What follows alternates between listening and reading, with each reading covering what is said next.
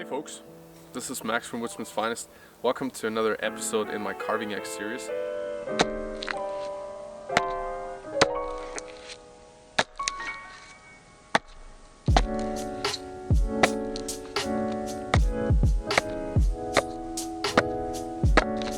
If you're interested in carving axes, please go back on my page in the video section and find all of the different carving axes that I've reviewed and introduced so far through the last 5 years by Landwerke, by Gränsfos Brooks, by Liam Hoffman, by the Toronto Blacksmith.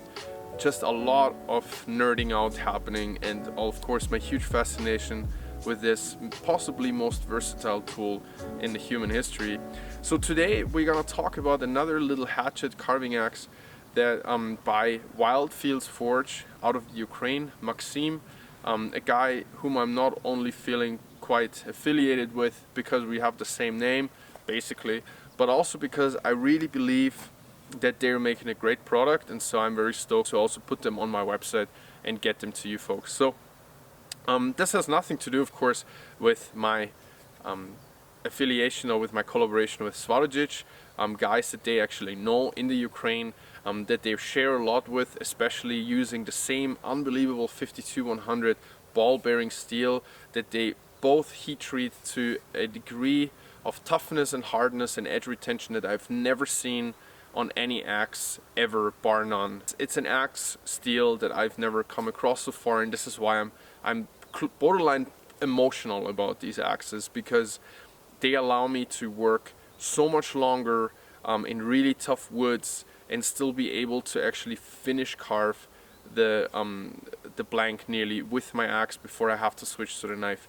The one we're talking about today, not to make the rambling too long, but you can tell I'm actually pretty excited about this as well, is a somewhat interesting axe style that I've definitely drawn a million times in my sketchbook, because it is something that I'm really very convinced about. Let's just say it like that. This is called the Universal Hatchet by Wildfields Forge. The proportions are what's interesting about them. Let me come a little bit closer and hold this one here in the camera. This is the Universal Hatchet, Universal Carving Axe, so to say, by Wildfields Forge. Now, just to get a couple of specs out of the way, this is not a light axe. This is actually coming in pretty much at the same weight as my craft carver that Liam Hoffman is still doing for me. And this is 750 grams, so it is by no means a light hatchet. I would definitely call this a medium to heavy, but rather in the medium realm. The reason why I did the Wayfarer and Journeyman was that the Wayfarer is coming in at 600, the Journeyman at somewhat over 800, and this one at the 750 range is very close to my craft carver. We have a 12 centimeter carving edge. We have a 25 centimeter beautiful ash handle that is actually octagonal and a little bit on the big side, but it still references nicely to my knuckles. My hands are not really big, they're just very square, so I like a thinner handle usually. The great thing about carving axe handles is, though, as I always say, there's no metal wedges in here, so you can always take them out and recarve and put them back in, or you can just put a new handle in. And of course I have a older video on my channel that shows you how to carve your own axe handle and how to haft it. Of course, with this extra little bit of thickness in the handle here, beautiful ash wood, you're also free to just recarve the handle. A lot of pros do that, so don't worry about taking a knife to an axe handle like this and just shape it the way that you like it most. The sheath is very much something that a lot of axe makers, including myself, are doing this way. It's just a very basic flap over sheath that is absolutely secure, beautifully done in this beautiful buffalo style leather. And the camera wants to focus more on my Icelandic sweater than the leather, but this is really gorgeous. I'm a huge fan of these sheaths, how they come from this forge. And also the thickness, of course. I'm a big fan of 8 to 10 ounces of leather. We have, like I said, the specs I told you already, the same eye style as we had on the medium Viking. That is quite a substantial axe, actually another 120 grams, nearly heavier than this guy. A little bit more thickness in the taper, not as thin as the medium Viking, still quite thin actually in here. Same balances with the head down, not horizontal as my axes. It's just a personal preference for me to have the balance somewhat distributed, so it balances like this, which gives me more efficiency and less fatigue on the backswing, which is something I do as often as, of course, dropping the axe into the workpiece. There are some people though who do like a little bit of a tip forward heavy axe like that. Overall, of course, it is a quite short handle. We've got a 25 centimeter handle on my Wayfarer, which is of course 160 grams lighter. We've got a slightly longer handle, and a regular handle length on a carving axe of this weight would be about 32 centimeters. So this is a little bit stubbier, but it's just part of the whole appeal, I would say. When you find the medium Viking axe video up on my channel, which is quite recent as well, then you're gonna find a lot more information. I just want to get right into working with this little guy. As I said, I am completely convinced about the quality and the appeal of these axes. I'm just in general thinking the reason why I also introduce axes that were not designed by me, like the 3 I've done in the past, is that I think that there's as many different fascinations with hand tools, with what we are want in a hand tool that we love to pick up, whatever it is. There's definitely more than just pure functionality, although this is my approach, because I think functional lines always create an attractive product. I also think though that there's a lot of looks or aesthetics that play a role, and sometimes it is just more important for me that someone is stoked about the looks about something and loves to pick it up than purely being all about proportions and functionality and balances and stuff like that. Not to say that this is not really something I firmly believe in, but I also know that I'm not the be-all end-all for everything, and this is just something that I'm really trying to be a lot more aware about, that there's always the possibility that I'm wrong about things, so that's why I also want to bring you things that are different for what I'm doing, and maybe it appeals right to you. So this axe is also going to be available from my website, of course, directly out of the Ukraine, finished forged in this amazing steel that is so much tougher and so much harder to forge than all the other axe steels out there, which I know from personal experience. So let's get right to it. The shorter distance, there's of course no beard on this axe. It's just something it doesn't really need.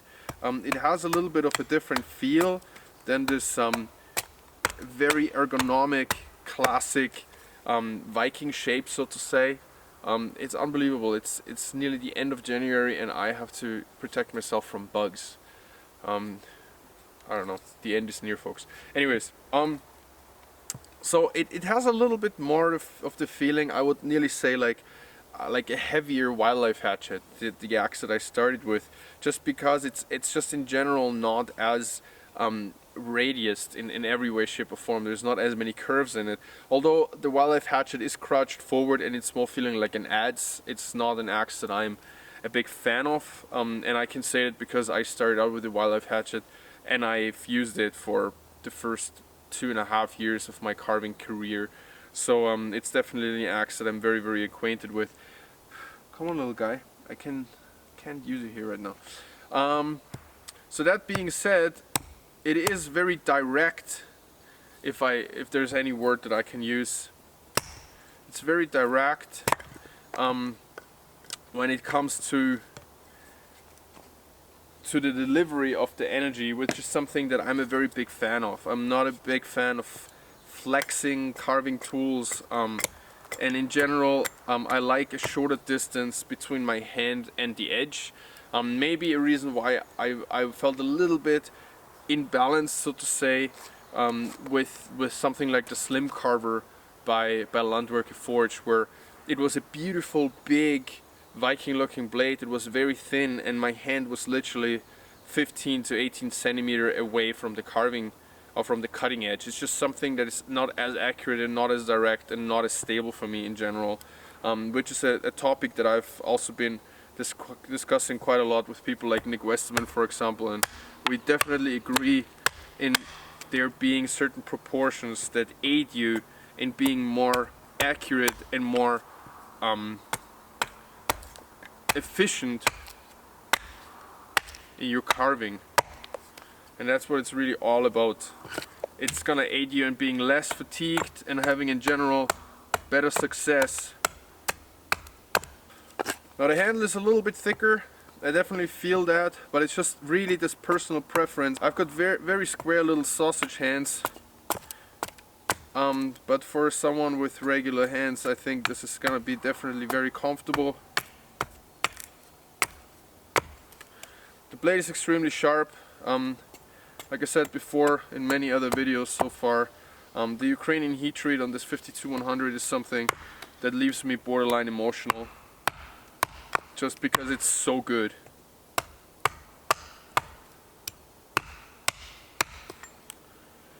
Very strong little axe.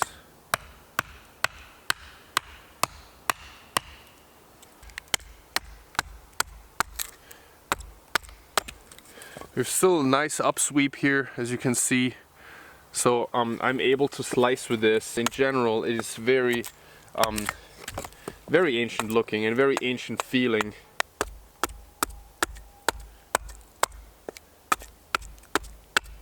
So I've decided to go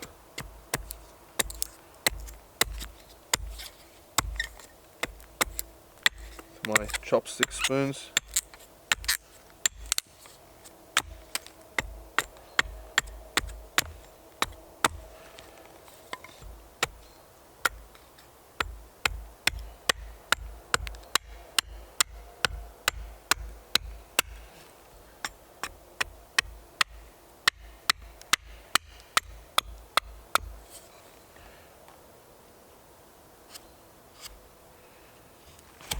Guillotines beautifully.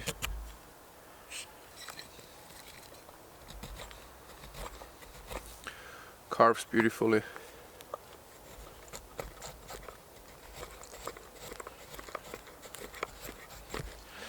This rather small pole that is somewhat also round in the eye here a lot.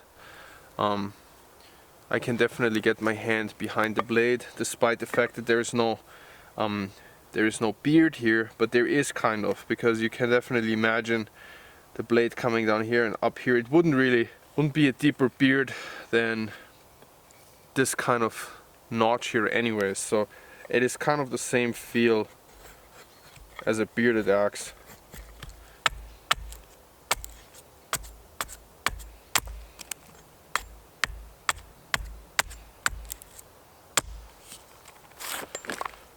So completely effortless, axing out this entire shape. Save me some time and energy with the knife.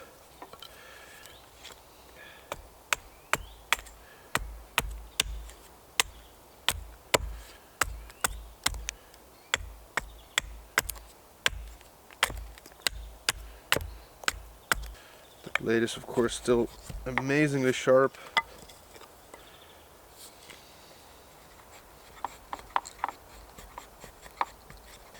No effort here at all to ride the bevel, just with an extremely sharp carving knife. There you go.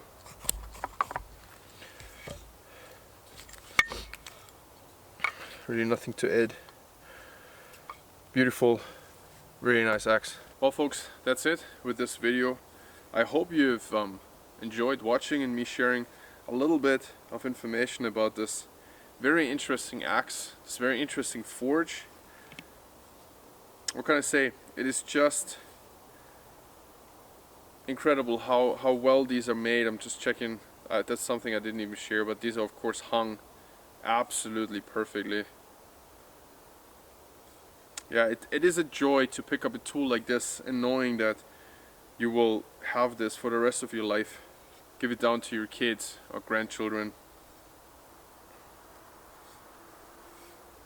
Beautifully done, and I'm extremely happy, very stoked to be able to put this on my website. So it's available from woodsmansfinest.com. You're gonna find all the links down below. Thanks very much as always for watching and supporting me and following me along. I'm trying to get a lot more of these videos to you. Any suggestions are of course very much appreciated. Please leave a like and a comment and a subscription, because it's the only way how I'm actually getting any type of benefits from making these videos in the form of views, because it is just plain and simple the fact that YouTube is only gonna pitch these to people if there is any engagement from you folks. So if you can leave a comment, you use the subscription button, you use any of my affiliate links, or you just like hitting the like button, which is really just a split second, you do not even know how much it actually gives back to the makers and producers of free content that we're of course putting a lot of time and money into producing. It is a lot of fun to get these kind of things to you, but it would be even more fun if people would actually watch these videos a lot and get me a lot of feedback, so we can actually make this a mutually beneficial thing for everybody. Have a good one, cheers for watching, and I'm gonna see you next time.